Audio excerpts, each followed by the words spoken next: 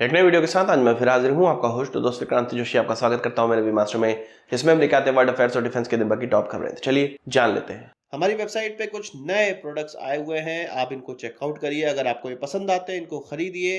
इनकी खरीद से आप हमारे जवानों के वेलफेयर में कंट्रीब्यूट करेंगे। कैसे? हमारी वेबसाइट पर जाकर समझिए या दिए गए व्हाट्सएप नंबर पे व्हाट्सएप मैसेज करिए। बात करते हैं हमारे प्रधानमंत्री की अमेरिका यात्रा की। हम सभी देख रहे हैं, हम सभी सुन रहे होंगे कि हमारे प्रधानमंत्री ने इससे मुलाकात करी, उससे मुलाकात करी, इलॉन मस्क से भी मुलाकात करी। इसके अलावा टेस्ला भारत में आने वाली, बहुत सी चीज सुन रहे हैं और कल हम लोग डिफेंस डील भी देखेंगे।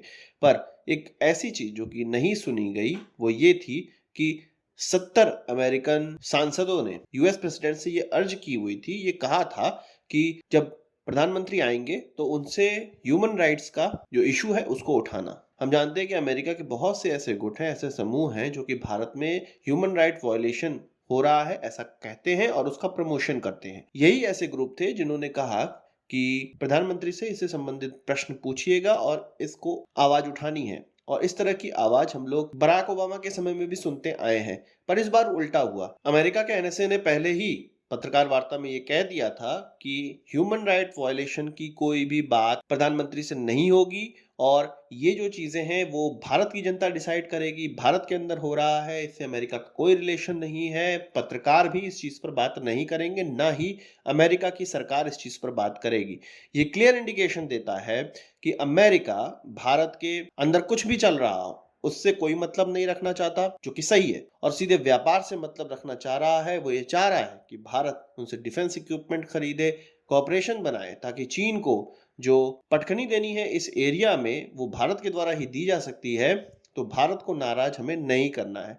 यही हमारी ताकत है। जब स्टेबल गवर्नमेंट होती है और कुछ करने वाली गवर्नमेंट होती है तो कितना भी विरोधी कुछ भी करना चाहे वो नहीं कर सकते हैं, क्योंकि उनके हाथ में कमान रहती नहीं है। कमान हमारे द्वारा इलेक्टेड लोग में है और अगर वो ताकतवर हैं तो हमारी डेमोक्रेसी भी ताकतवर हो जाती है। और ये चीज अमेरिका के प्रेसिडेंट के द्वारा भी कहा गया कि यूएस की डेमोक्रेसी की तरह ही भारत की डेमोक्रेसी भी एक बहुत स्टेबल और अच्छी डेमोक्रेसी है। बात करते हैं पेरिस एयर शो की, जिसमें कि एचएएल के द्वारा भी अपने कुछ चीजें प्रदर्शित की गई हैं और यहाँ पर कुछ डील्स भी हो रही हैं, कुछ एमओयू भी हो रही है। जैसा कि एचएएल के सीएमडी ने ये कहा था कि अर्जेंटीना, इजिप्ट या फिलीपींस से कुछ खुशखबरी मिल सकती है। कुछ एयरक्राफ्ट वो खरीद सकते हैं या हमारे हेलीकॉप्टर खरीद सकते हैं, उनसे बात चल रही है। खुशखबरी तो नहीं, पर एक एमओयू निकलकर सामने आया है जो कि अर्जेंटीना की एक कंपनी है फैब्रिका अर्जेंटीना डे एवियोनिस, उससे एक एमओयू साइन किया गया है कि एक maintenance, repair, overhaul facility HAL Argentina के अंदर लगाएगी अगर उसे कोई कॉन्ट्रैक्ट प्राप्त होता है। तो इस तरह के कॉन्ट्रैक्ट भारत भी साइन कराता है, भारत कई जगह साइन भी करता है।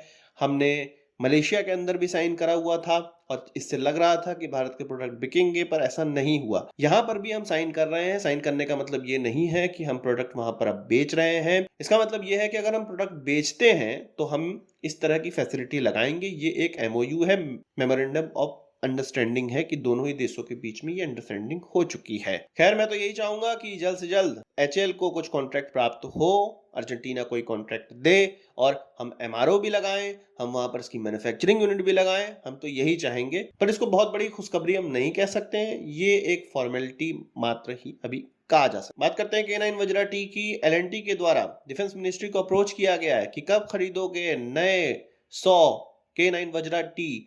इससे पहले हम जानते हैं कि 100 K9 वज्रा टी खरीदे जा चुके हैं, जो कि हाई एल्टीट्यूड ऑपरेशन के लिए बहुत ही अच्छी सेल्फ प्रोपेल्ड आर्टिलरी गन मानी जा रही है, जिसमें कि एक विंटराइजेशन किट भी खरीदा गया है जर्मनी से। और हम जर्मनी से डायरेक्ट इसको नहीं खरीद सकते हैं, साउथ कोरिया से होकर ये हमारे पास आता है। हम जर्मनी से ये बात कर रहे हैं कि डायरेक्ट हमें ये बेचे। खैर, वो बात अलग है। एलएनटी अब भारत सरकार के पास पहुंची है, डिफेंस मिनिस्ट्री के पास पहुंची है कि 100 और जो आप खरीदने वाले थे वो कब खरीदेंगे। जल्दी खरीदना स्टार्ट करिए, क्योंकि हमारी जो प्रोडक्शन फैसिलिटी है वो अभी बंद पड़ी हुई है। इसके अलावा ये प्लान और भी है कि 100 और भी भविष्य में खरीदे जाएंगे, मतलब 300 K9 वज्रा टी किए जाने हैं। भविष्य का तो पता नहीं, पर इस बार के 100 K9 वज्रा टी के लिए एलएनटी अब प्रयासरत होने लगी है और हो सकता है कि जल्द ही इसके कॉन्ट्रैक्ट साइनिंग भी हम लोग देखें। बात करते हैं पाकिस्तान के सबसे अमीर व्यक्ति की, जो कि गायब हो गया है। किसमें गायब हो गया? एक सबमरीन में गायब हो गया अपने लड़के के साथ, जिसमें कि 5 लोग सवार थे और इनके द्वारा $2.5 लाख पे किया गया था ओशियन गेट एक्सपीडिशन को, जिसका काम था ये ओशन के अंदर जाकर सबमरीन के अंदर अपने यात्रियों को ले जाता था और टाइटैनिक दिखाता था, उसके आसपास का इलाका दिखाता था, कोरल्स दिखाते थे, मतलब एक एडवेंचर करवाते थे। ये जो शिप है, ये जो सबमरीन है, वो 96 घंटे की ऑक्सीजन लेके गई होती है और ये कल से अब इससे संपर्क टूट चुका है।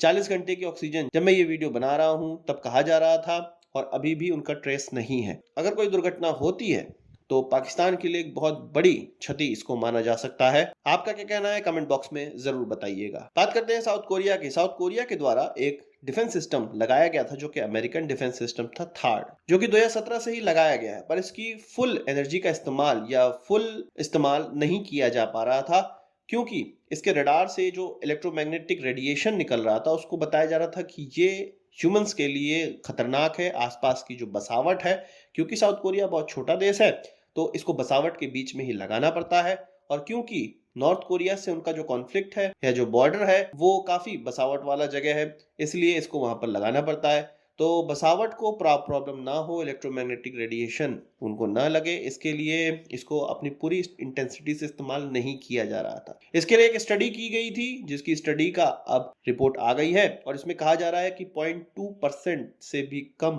रेडिएशन, इलेक्ट्रोमैग्नेटिक रेडिएशन इससे निकल रहा है, जो कि सेफ्टी स्टैंडर्ड्स के बिल्कुल पालन करता है और इससे कोई भी प्रॉब्लम नहीं होने वाली है। अब इसकी इंटेंसिटी बढ़ाकर, मतलब फुल इंटेंसिटी में इसको इस्तेमाल किया जाएगा और साउथ कोरिया इसको परमानेंटली डिप्लॉय कर रहा है, जिससे कि चीन को प्रॉब्लम होने लगी है। वैसे तो इससे कोई भी प्रॉब्लम दूसरे देश को नहीं होगी, पर चीन का ये कहना है कि उसके जो एयर स्पेस है उसमें इसके कारण प्रॉब्लम आ सकती है और उसका जो एयर स्पेस है वो गड़बड़ा सकता है। अब ऐसा कहीं होता है क्या कि एयर डिफेंस सिस्टम लगा हो और वहां का एयर स्पेस गड़बड़ा जाए? अब खैर ये चीन के बहाने हैं नॉर्थ कोरिया को बचाने के, और नॉर्थ कोरिया तो अलग रो ही रहा है कि हमारे क्षेत्र में साउथ कोरिया ने इलेक्ट्रोमैग्नेटिक रेडिएशन छोड़ दिया है, हमारे लोगों को नुकसान हो रहा है, तो नॉर्थ कोरिया अलग से ही रो रहा है। पर साउथ कोरिया ने स्टडी में ये बता दिया है कि इस तरह की कोई भी प्रॉब्लम नहीं है। अब हो ना हो, साउथ कोरिया को तो डिप्लॉय करना ही था, तो वो उसी प्रकार की स्टडी तो ही प्रेजेंट करेंगे। पर मुझे लगता है कि अमेरिका ने ये बनाया है तो ऐसा कोई दिक्कत इसमें होगी नहीं, ये सब अफवाह उड़ाई गई होगी। तो चलो आज की इस वीडियो के लिए बस इतना ही। आशा करता हूँ वीडियो पसंद आया होगा, आपको एक बड़ा थम्स अप जरूर देंगे। इस वीडियो संबंधित सवाल से चाहो कमेंट बॉक्स में जरूर लाइएगा, और यदि आपने मेरा चैनल सब्सक्राइब नहीं किया उसे भी कर लीजिए, क्योंकि हम इस प्रकार की वीडियो लाते रहते हैं। नमस्कार, थैंक यू, जय हिंद।